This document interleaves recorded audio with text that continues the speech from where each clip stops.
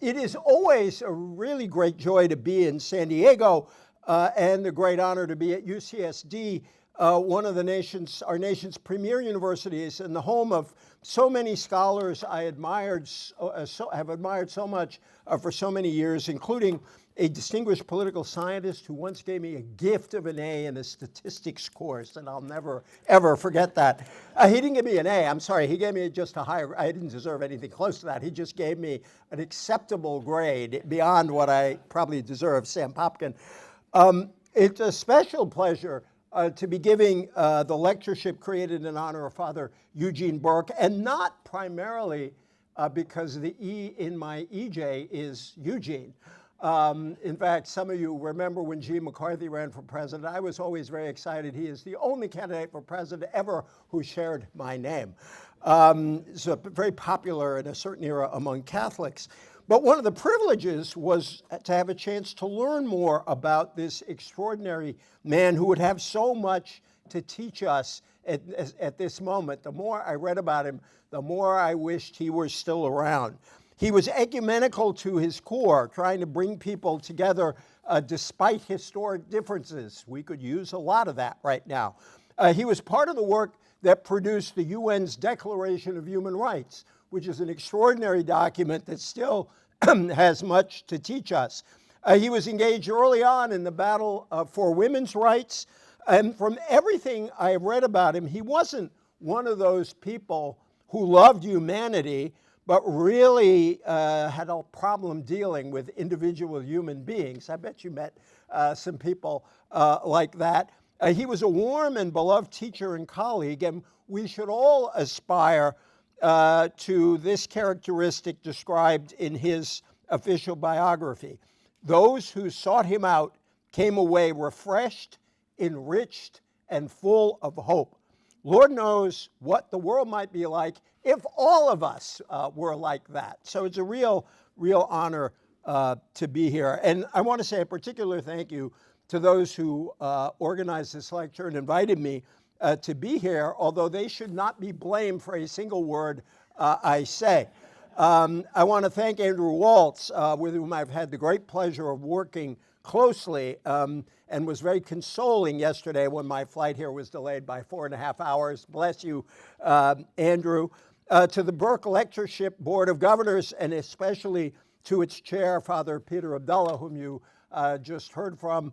I appreciated his reminding us of how many problems in the world we have to solve and how much work we have to do. To Hugo Villar, the Dean of the Division of Extended Studies, and to Professors Ed Watts and Dean Nelson. I have the joy of teaching in Ed Watts's class today.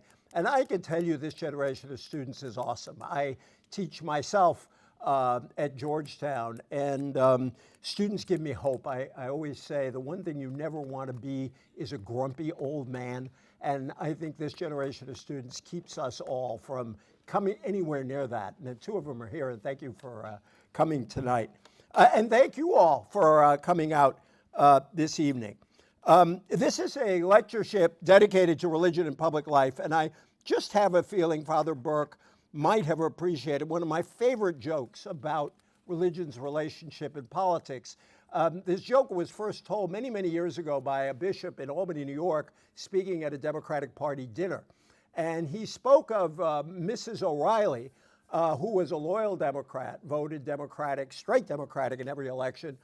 She had a son who had become rather affluent, and he called himself an independent but voted for a lot of Republicans. But he loyally took his mother to the polls election after election, and he asked her regularly, and this one of the last times he took her, how she was going to vote, and as always she said straight Democratic.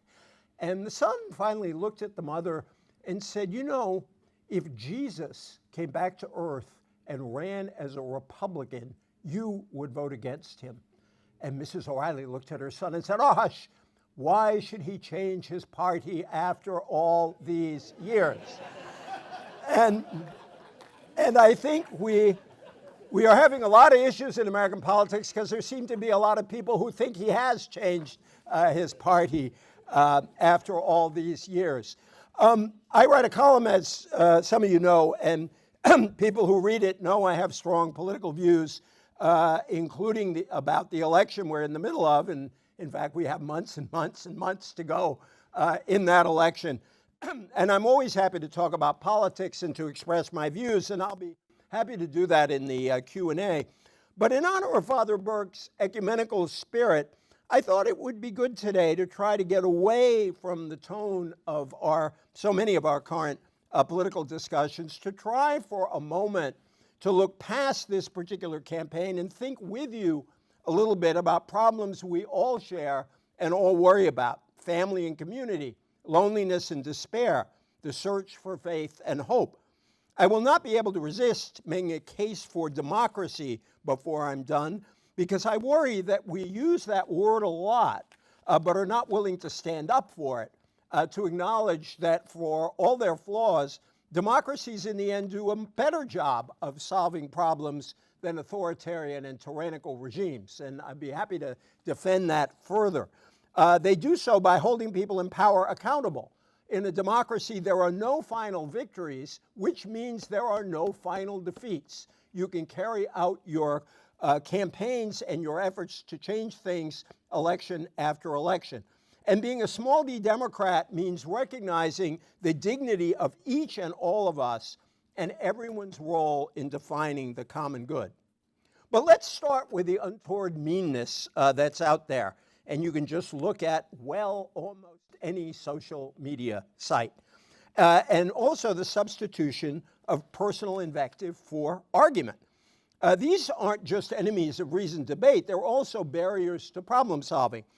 Important issues, gun safety and immigration for starters, have become so ideologically charged, so partisan in their use, that reaching consensus on sensible action has become very close to impossible. Your very thoughtful Archbishop, Cardinal McElroy, has said that our political society has been poisoned by a tribalism that is sapping our energy as a people and endangering our democracy. And I think he's right about that. Now, there are a lot of good-hearted folks who want us to be less polarized, and they often recommend what way back in the day we called encounter groups, bring together people with vastly different political views, and they will eventually discover their common humanity.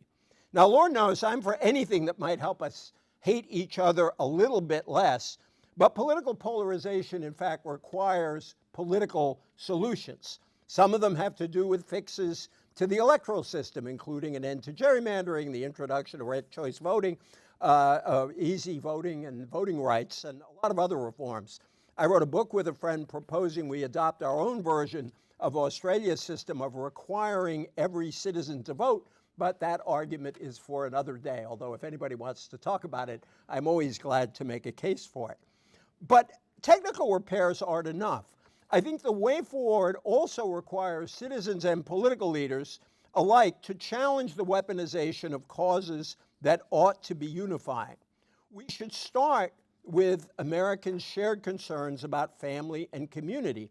Now, you may be sitting there and saying, family? Really? And it's true that the word family has often been weaponized, especially against members of the LGBTQ plus community. But consider the growth in support of same-sex marriage, now at 71% of all Americans, according to the Gallup poll. When Gallup first started polling on this subject in 1996, just 27% of Americans thought same-sex marriages should be legal. It's one of the largest changes in public opinion over the shortest period of time in our history. And I think that change of heart actually can open the way for a better and more substantive and more inclusive conversation about family life. A fear of reinforcing right-wing talking points in such controversies, I think, can make liberals and progressives wary of saying what most of them believe, and most of them live in their own lives, that the well-being of children is closely tied to the health of families. The paradox is that the best path for progressives to take in expanding on the large steps forward in rights that we made over the last 2 decades is for them to drop their hesitancy and instead remind their conservative friends that families and family members come in many varieties and that public policy affects family well-being. Many people across our lines of division know this already. There is, for example, widespread support for affordable child care and elder care and expanded pre-K programs and economic support for low-income families with kids. These family supportive measures shouldn't be dismissed as components of some liberal wish list. They are essential to helping families and the next generation to thrive. It tends to be conservatives who stress the value of having a parent stay home with younger kids, but it's a choice people with all sorts of political views across genders would like to have at some point in their lives if they can have it. So let's consider the help required by the many families in which both parents work and many of them from economic need. And let's think about single parents who struggle more than anyone with this work-family balance. I'd shout out the child tax credit here, which when fully expanded, cut the child poverty rate in our nation nearly in half. It's an idea that, and then we let it expire, which I think is a shame. It's an idea that conservatives as well as progressives have embraced. It's one of those family supporting ideas around which we ought to be able to find agreement. The House actually passed a modest expansion in the child tax credit. It's sitting right now in the Senate. It's one of those things that we ought to be able to agree on. Similarly, building community is a goal deeply embedded in strains of both conservative and progressive thought. I wrote a book arguing that Americans, all of us, are torn within ourselves between our dedication to individualism and our reverence for community. Paul Begala, the great speechwriter for Bill Clinton, you might remember, tells a great story about Texas politics where he worked, where he said there were two speeches that always worked in Texas. Speech one began, "Our family came down here alone. We did this by ourselves. We worked hard. We created this farm. We built this by ourselves. We were self-sufficient, and that's what we need to encourage in America." Applause. The other speech goes, "We came down here in wagon trains. We came down here together. We had each other's backs coming down here. We protected each other on the way down here. When we got here, the first thing we did was build a church together, and the next thing we did was build a school together.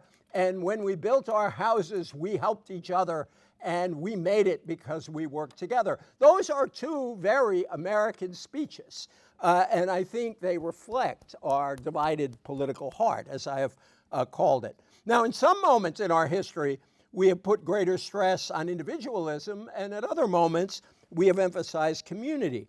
I think we usually have our communitarian moments when we sense that something is off in our public and private lives, that we're missing something. I think we are hitting one of those communitarian moments right now. So someone I want to shout out is someone who seems to believe that and is acting on it, Senator Chris Murphy of Connecticut, whose work on this I have been writing about because I think it deserves more attention. I think it deserves more attention because he's actually trying to rally the left and the right, as he puts it, to tackle loneliness and strengthen communities. The pandemic brought home the problem of loneliness, but alas, it was not just a pandemic problem. And by the way, the loneliness problem is a real thing. An American Psychiatric Association survey this year found that about 1 in 3 adults said they feel lonely at least once a week, and 30% of respondents aged 18 to 64 said they feel lonely every day or at least several times a week. That should really make us think. Something that should also make us think is Surgeon General Vivek Murthy's approach to this. By the way, if you write about this, it's a real tongue twister. You're going to do Murphy and Murthy and try saying those two names 15 times in a row. But Surgeon General Murthy put out a powerful report last year on what he called the nation's epidemic of loneliness and social isolation. And he said, and I think he's right, that this epidemic needs the same attention that we have given to problems like tobacco and obesity and substance abuse. Murphy has highlighted the causes of social isolation that include the substitution of digital communication for personal contact, and also the decline of local organizations, all of those civil society institutions that Bob Putnam wrote about in his book, Bowling Alone. Loneliness, Murphy said, is one of the few issues that defies traditional boundaries and cuts across every demographic. I suspect you know this. Loneliness is not ideologically determined. There is not a battle in our country between pro-loneliness and anti-loneliness coalitions. One piece of bipartisan work already affecting the debate is a bill that Murphy and Senator Brian Schatz co-sponsored with, talk about unusual bedfellows, Senators Tom Cotton and Katie Britt, that would require social media companies to verify the age of users, prevent children younger than 13 from using their platforms, and require consent of a parent or guardian before allowing teenagers under 18 on the platforms. It's an issue the writer Jonathan Haidt has put before us in his important book, The Anxious Generation. Now, Murphy is under no illusions that worrying about our loneliness and most isolated fellow citizens will suddenly bring us all together, or that finding solutions to ease these problems will be easy. I get it, Murphy said in his speech on the Senate floor. This is a Congress that has a hard time solving much more straightforward problems. There might be an understatement.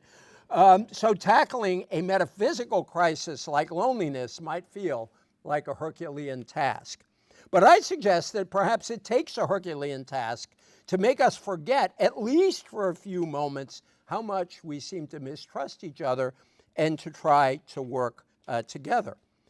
Calling on all sides to explore common ground does not mean, by the way, denying that polarization is asymmetric.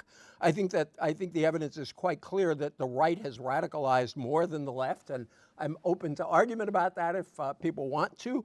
But that can't be an excuse for giving up the effort, because we can't go on like this. And if family and community can't draw us closer to each other, I don't know what will. Now, as I've suggested, I'm as skeptical as they come about a let's get alongism that tries to wish away our disagreements, about bipartisan dialogues and commissions that pretend to weigh differences in a chase after some lowest common denominator center valued more for its location than for its content. But there is good reason to be weary of a political culture so saturated with negative partisanship and mutual mistrust that it makes discussing our nation's most intractable problems impossible. That's why I cheer an alliance Murphy has struck with Republican Governor Spencer Cox of Utah to convene what they call a national conversation on restoring the common good. This small, they've gathered together a small, distinguished groups of prominent intellectuals and activists from the progressive as well as the conservative sides of politics, and they held their first meeting last month to focus on the issues of social disconnection, related to social disconnection, including the deaths of despair caused by suicide and drug abuse among those of our fellow citizens who lose hope. I think the Murphy-Cox initiative matters because I think it's a signal that parts of the left and right may be trying, or may at least attempt, to reconfigure our politics around the communitarian themes I've highlighted. By focusing on deep personal dissatisfactions, they're also offering an explanation for the disconnect between so much of the good news of a nation where, as Murphy puts it, the unemployment rate is low, crime is going down, GDP is growing, and the unhappiness so many Americans seem to feel anyway. They initially came together because of their desire to respond to the damage that cell phones and social media are doing, that a problem Professor Haidt has talked about. But in the process, Murphy told me, they realized they shared a common worry that this country feels like it's falling apart at the seams emotionally and spiritually. Now, if that sounds grand or even theological, the specific forms of suffering that alarm Murphy and Cox are tangible and heartbreaking. Those deaths of despair are especially common in communities that have lost their economic purpose. We had more opioid prescriptions than people in some of these counties, Cox told me, referring to rural counties in Utah. Imagine that, more opioid prescriptions than people. Now, Murphy is emphatic in distinguishing this from the usual bipartisan confabs. I liked this. He said, this is not intended to be some milquetoast moderate, let's all get along conversation. This is about trying to push left and right into a conversation why so many Americans are feeling bad, and some of the really big things we may have to do to fix that. What could turn their conversation into a larger challenge to the status quo are the links Murphy and Cox draw between social breakdown, often highlighted on the right, and the economic injustices that engage the left. Ian Marcus Corbin, a philosopher at the Harvard Medical School and an architect of this initiative, says the emphasis on the material roots of personal struggles distinguishes this era's communitarians from some of their forebears. You pull out the economic foundation of a community, he told me, and family formation goes haywire, and all sorts of social pathologies, drug abuse, loneliness, alienation, and antisocial behavior emerge. Murphy speaks of how concentrated power is driving Americans crazy about the fact that bipartisan coalitions are being brought together about breaking up monopolies and big companies, and they're having too much power in our lives. And he also spoke of some sacred places where efficiency and profit shouldn't govern. That's a radical, and yet it's not so radical, because we know that we do not want efficiency and profit to govern everything in our lives. Many of us would be out of business if that, personally, if that happened. Cox, for his part, has pioneered a call on Americans to disagree better. I like that. That's, at a time of division, the least we can do is disagree better than we are doing now, meaning to argue substantively without holding each other in contempt. He expects to have some disagreements with Murphy about the proper role of government in the economy. I just want to pause on that, by the way, about disagreeing better. Some of you in the audience may remember the great historian Christopher Lasch. And Lasch wrote an essay that I ask all of my students to read called The Lost Art of Argument. Now, we seem to be having a lot of argument in the country today, but by Lasch's definition, it's not real argument. We tend to just have assertion and counter-assertion that move past each other. Lasch says that in real argument, if you're engaged in real argument, you enter imaginatively into the ideas of your opponent, if only initially to refute them. But in the process of doing that, you put your own ideas at risk. And so argument at its heart is an educational endeavor. And he also argued that given that argument is an educational endeavor, democracy may not always be the most most efficient form of government, but it ought to be the most educational form of government. And I think our loss of our loss of what argument really is has made our democracy significantly less an educational project. So to go back to Cox, he will have fights with Murphy on some of the economic things, but he too thinks they will find agreement on the fact that major economic changes to a community that can lead to these deaths of despair and can lead to this hopelessness. And that repairing that social damage, says Cox, again, the Republican, will require public action to help build more resilient neighborhoods and economies. Murphy and Cox, and this is the one time I'll mention it, have different but not exactly diametrically opposed views on the fiercely contested presidential campaign of ours. Murphy is a staunch supporter of President Biden, whom he credits with pushing transformational policies. Cox is critical of both Biden and former President Trump. We should be nominating different people, Cox said earlier this year. Yet both insist that the nation needs to pay attention to the discontent that Trump has exposed. Murphy said rather acidly, I guess we can thank him for that and nothing else. Cox said that to move forward, the country must figure out why so many voters have used Trump as an opportunity, and I quote him here, to throw a brick through the window. And I do think we need to solve that mystery and act on what we learn. Democracies can founder when they fail to address festering social wounds. I think these bipartisan partners are standing up for the democratic project by insisting that there are certain problems that we simply can't ignore any longer. Now, I think there's something else that might help us. I think we need a truce in our wars over religion, too. And here's another peace effort that might be advanced by thinking more about social disconnection. With religious disaffiliation soaring, especially among younger Americans, there is reason to worry that secular alternatives to religious civil society are not growing fast enough to fill the void. They're growing, but they're not growing fast enough. Even as secular social spaces proliferate, a society suffering from isolation can ill afford to lose any of its community-building capacity. And there can be no denying that faith-based groups do that sort of work. Dan Cox, a senior fellow at the American Enterprise Institute, and the professor says proudly a former student of mine, reported in a 2021 paper that, quotes, Americans who are members of a place of worship are much more likely than those who are not to volunteer in the community at least a few times a year. The difference is 47% versus 23%.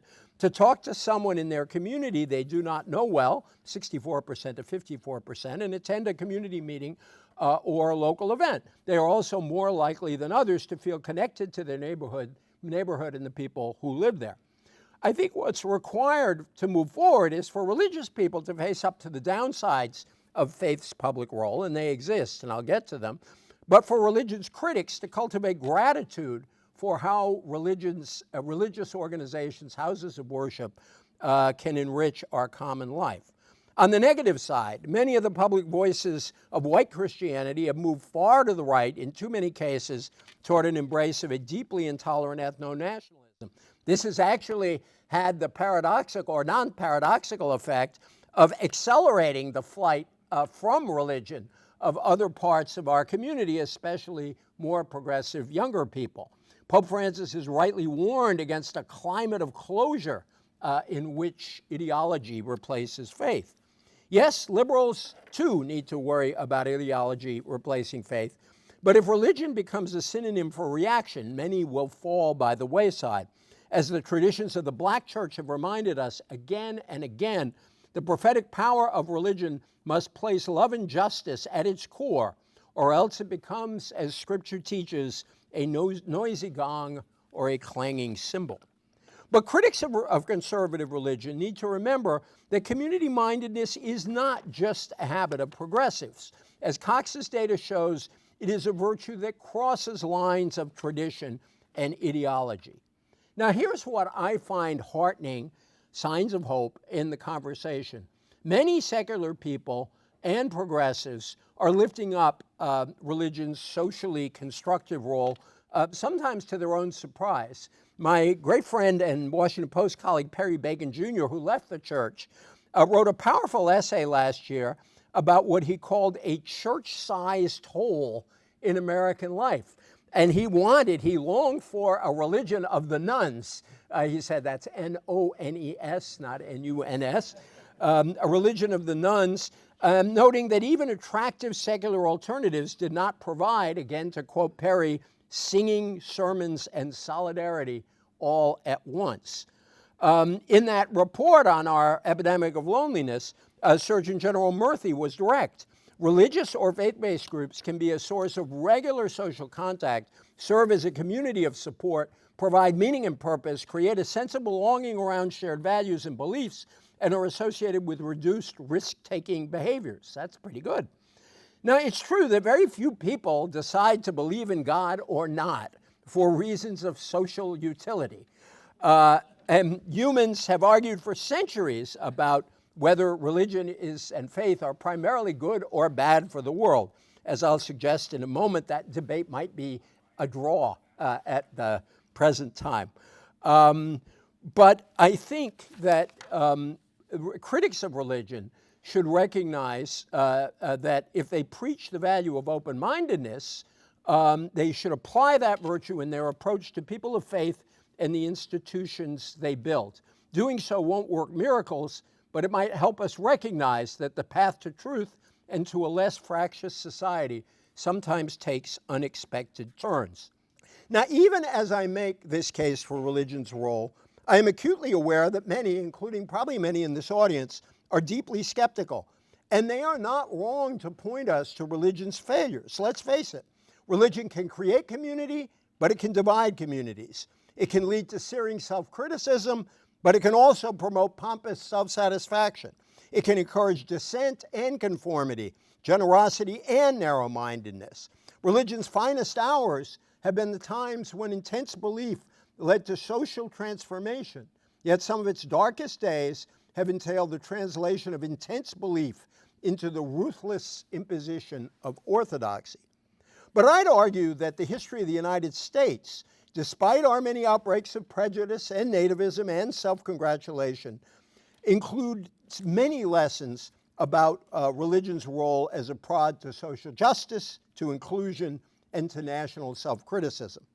So I'd like to offer two views of religion's public role, suggesting that at its best, it is prophetic and challenging, often dangerous to the powers that be, and friendly to those who are oppressed and heavily burdened. The first is from Michael Walzer's fine book, Exodus and Revolution. It's a book I commend to everyone. Walzer argues that the Exodus story has provided Western thought with one of its central themes of oppression and deliverance, of the idea that the door of hope always remains open. Now listen carefully to what I'm about to say, because I think Walzer wants to call forth smiles of recognition on all of our faces with this line in his book. We still believe, Walzer writes, or many of us do, what the Exodus first taught about the meaning and possibility of politics and its proper form. First, that wherever you live, it is probably Egypt. Yeah, it catches up with you, that one. I love that. Second, that there is a better place, a world more attractive, and a promised land.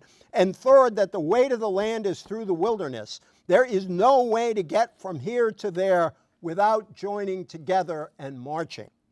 And there is great wisdom, I think, in the historian Richard Whiteman's Fox reflection on the work of Reinhold Niebuhr and Christopher Lasch. Both, Fox said, understood that religion can be seen both as a democratic social power, a capacity to build community, and a tragic perspective that acknowledges the perpetual failing of human beings to make community endure. Religion allows people, he goes on, to grapple with the human mysteries that neither science nor politics can address, but it also provides a force that science and politics can call on in their effort to understand and transform the social world. Fox, I believe, explains why we are destined to visit over and over again the relationship between religion and our aspirations to pluralism, freedom, justice, and democracy. Only by doing so, only by arguing again and again about religion's proper public role and where we draw the line and how we balance this, only by doing so will we be able to respect the serious moral commitments of believers and unbelievers alike. Only by doing so will we preserve free expression and religious liberty, and only by doing so will we create the beloved community that was the dream of John Lewis and Martin Luther King Jr. And you can't talk about John Lewis and Martin Luther King Jr. without talking about democracy. And that's very convenient for me because that's where I want to close this talk. Democracy is not a state, John, and he meant a state of being, not a state of the Union.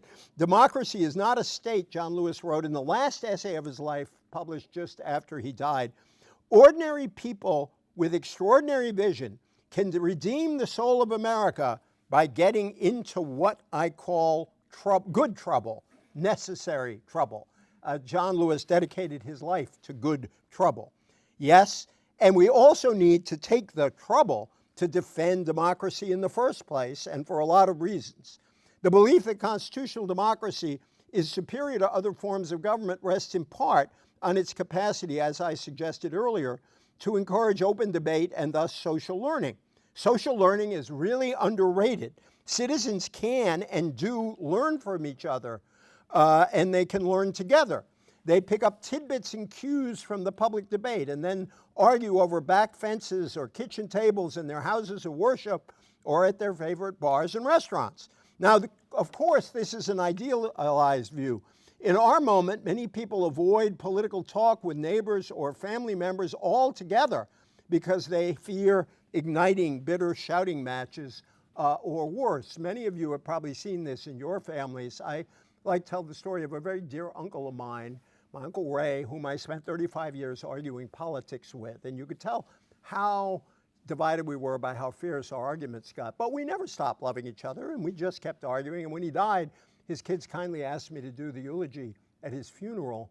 And I made a point in the eulogy of quoting Richard Nixon, partly because I liked the Nixon quote and I thought it applied to him. But I looked at the folks in the church and I said, I also quoted Nixon because I thought if Uncle Ray heard it, he'd come back to life just to tell me I knew you'd be quoting Nixon someday.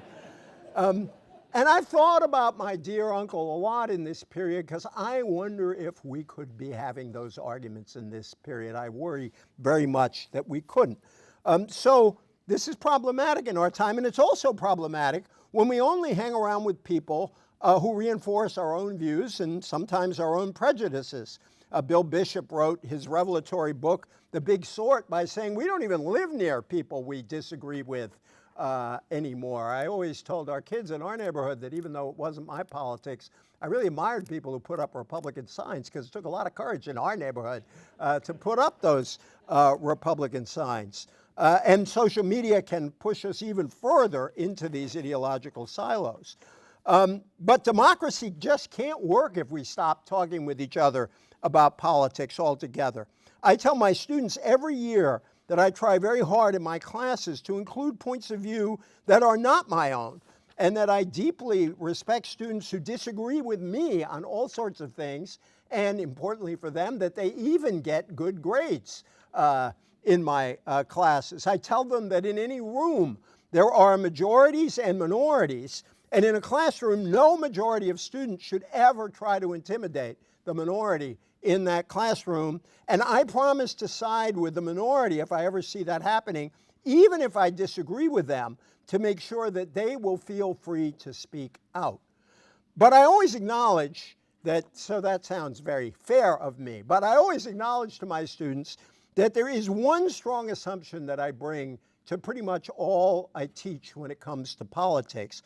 Call it my bias, if you wish. It's a belief in democracy as both a political system and a way of being. And so, yes, I am trying to enlist students and non-students, and yes, all of you, as democracy's champions.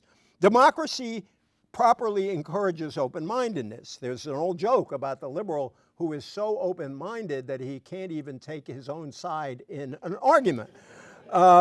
But are we so open-minded that we are not willing to say unequivocally that a system providing for free speech, freedom of conscience, a free media, freedom of religion, and genuinely free elections is both morally and practically better than alternative systems based upon authoritarianism or tyrannical rule?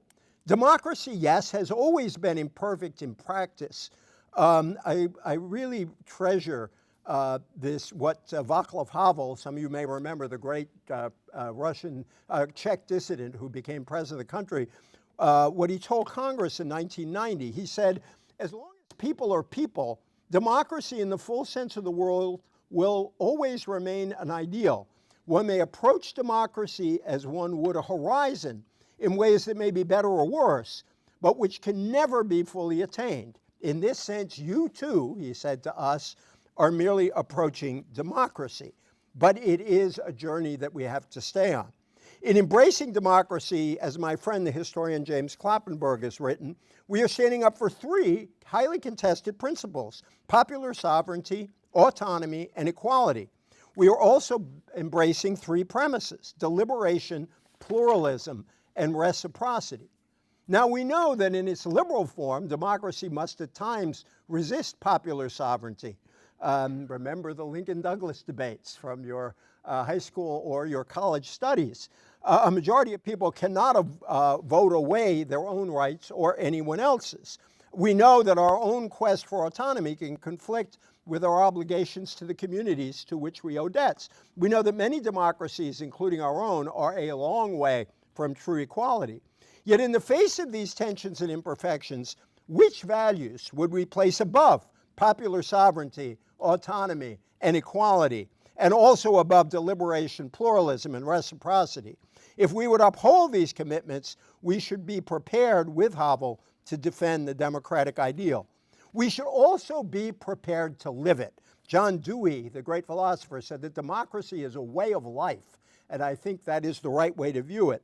For religious people, the grounding for democracy is a belief that all human beings are endowed with equal dignity by God. But one need not be religious to insist that on the equal dignity of our fellow human beings. One need only be a small d Democrat.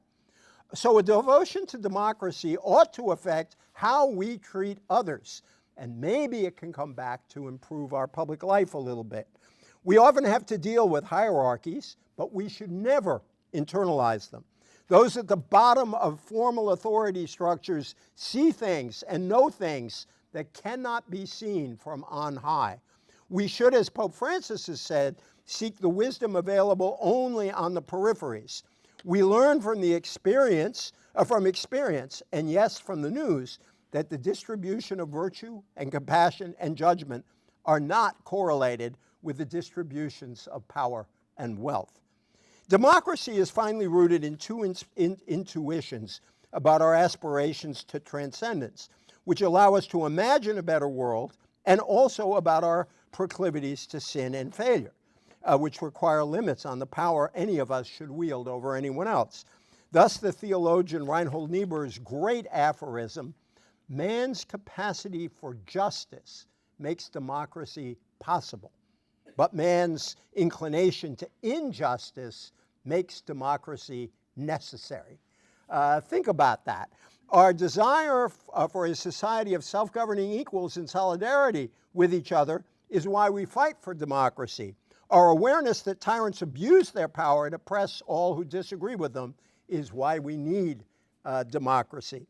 The conservative writer William F. Buckley Jr. once said that he would rather be governed by the first 2,000 names in the Boston phone book than by the Harvard faculty. Now, I think I have a higher view of the Harvard faculty than Bill Buckley did, and yet I think the instinct behind his provocation ought to stay with us. Democracy imposes a discipline. It demands that no fortunate group should ever claim, by virtue of its position or its educational attainments or the longevity of its time in a nation, the unchallenged right to impose its will on others. To invoke the late Benjamin Barber's lovely phrase, the only aristocracy democracy fully sanctions is an aristocracy of everyone. It is the one sort of aristocracy worth praying for and, when necessary, worth fighting for. Michael Sandel's one-sentence defense of politics is something that's been a lodestar for me, and I want to share it with you. Sandel wrote that when politics goes well, we can know a good in common that we cannot know alone. Defending and deepening democracy, battling loneliness and isolation, building community, and understanding that hope is the virtue on which faith and love depend, these are the requirements of our time. We have to do them together. So let us all become part of that great let us all become part of that great democratic aristocracy of everyone, and yes, let us march. Thank you so much. Thank you. Thank you so much. I would just like to first thank you for really an inspiring and a wonderful talk that I think gets to the heart of why the Burke Lectures are so important. This is a discussion about religion, but it's a discussion about society, and it's a discussion about larger truths that make our country and our world work better. I wanted to just raise a question that I think came out of some of the points that you brought up. And this is a question really about empathy. Fundamentally, I think deep down, beneath all of the virtues that you've enumerated as the sort of points that make democracy function, there's a basic, I think, empathy that must be there. And I think when we look at religion and its functioning, it does an excellent job of creating an experience that generates this shared concern for other people that underlies the democratic experience. And I wonder how we get that in this moment. I'm thinking very much about a contrast between, say, empathy and, for lack of a better concept, cruelty as the pointism. Right? Loneliness, I think, can push us in either of those directions. Empathy is a way out of loneliness that is a genuine form of connection. Cruelty is the pointism, allows you to remain isolated, but take sort of general pleasure in doing something bad to the people that are beyond your circle. So how do we generate the empathy that democracy requires? And can we do it through religion, or are there new ways to do this now in this moment? Well, first, let me say, some of you may remember that when Richard Nixon was asked a question in a news conference that he didn't like, he said, "I'm glad you asked that question," and then go off in his own direction. But in this case, I am genuinely glad you asked that question, because one of the nicest things that ever happened to me after a talk, one of the sweetest things, was when my friend David Brooks and I were giving a talk in 2016 before one of the presidential debates, and I said to the crowd that if I were to make a red baseball hat, it would say, "Make America Empathetic Again." And this lovely man came up to me and said, "You're going to hear from me." And 3 weeks later, I got a hat in the mail that was a replica of the Trump hat that said, "Make America Empathetic Again." And my son said, "That's a great hat, but Dad, you can't wear it because it looks just like a Trump hat, and no one will know at a distance what you're saying." So I couldn't agree with you more, and I think there is this terrible loss of empathy. And and we should be honest about religion. I mean, one of the challenges to religion right now, and one of the reasons why particularly more progressive young people are leaving it, is that they sense that it is not empathetic. I was raised on a faith that was empathetic, and I sort of that was about reaching out to people who were in trouble, who needed help, and in a spirit of equality, that these weren't people below you; they were just your fellow citizens who were hit hard times, and also the spirit of religious empathy for each other. We live next door. I think a lot of my worldview is explained by the two facts. One is I grew up in a working class town where I used to joke that there was absolutely no distinction between party, union, and church. But the other was that I grew up as a Catholic in a Jewish neighborhood. And it gave me a sense of what sort of religious friendship was about. And my late mom and our Orthodox Jewish next door neighbor used to sit down over tea and talk about the meaning of God. And they would sort of try to square their views and see how they were different, but mostly what they shared. And that doesn't always happen these days in religion. And you certainly, and I think, I'm on the progressive side of politics. And so if I highlight, for example, how some varieties of religious conservatives feel about LGBTQ plus people, it wouldn't surprise you that I'd say that's unempathetic. But I also think that progressives need to think really hard about why, as Governor Cox said, people voted for Trump to throw a brick through a window. I think we need to think hard, for example, about significant numbers of people in the country who, with the exit of manufacturing jobs overseas, were forced at a stage in their life when they didn't have a lot of options, at age 50, to give up a often unionized job where they were well paid, and were suddenly faced with the prospect of making $10 an hour.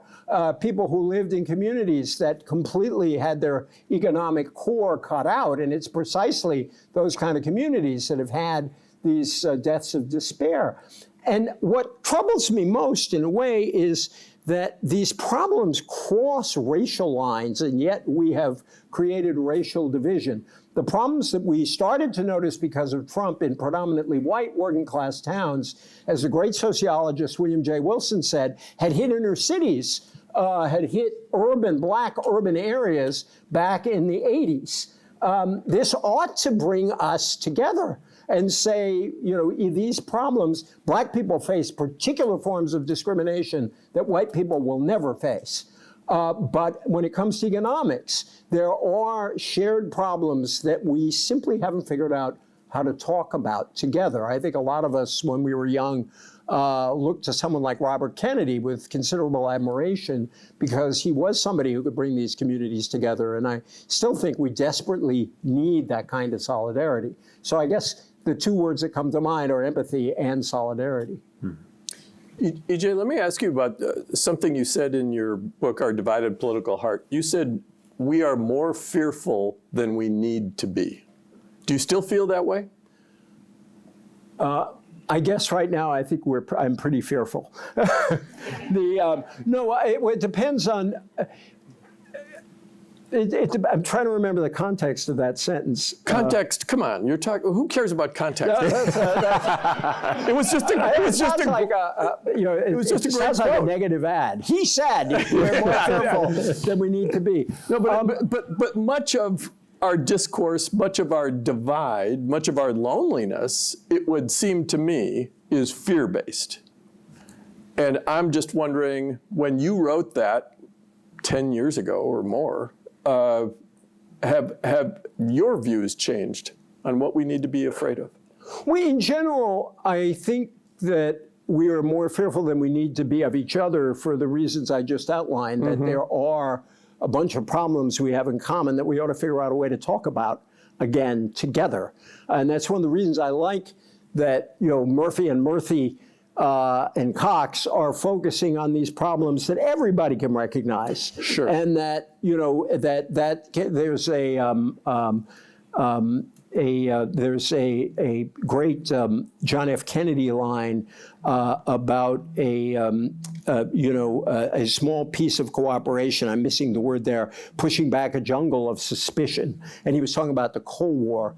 But I think this is an area where you could begin to push back the jungle of suspicion. So on the other hand, but just to answer, to be straight up, am I more fearful about American democracy at the moment? Yes, I am more fearful. I'm more fearful after January 6th. I'm more fearful that if President Trump loses a legitimate election, he will not accept it again. I'm fearful of efforts to keep people from voting. So I am worried about the future of our democracy. I think we can make it. If you ask me to place a wager, I'd wager on it, but I'd still worry about the possibility of losing that wager. I think on that, we should thank EJ for a really wonderful discussion, lecture, conversation.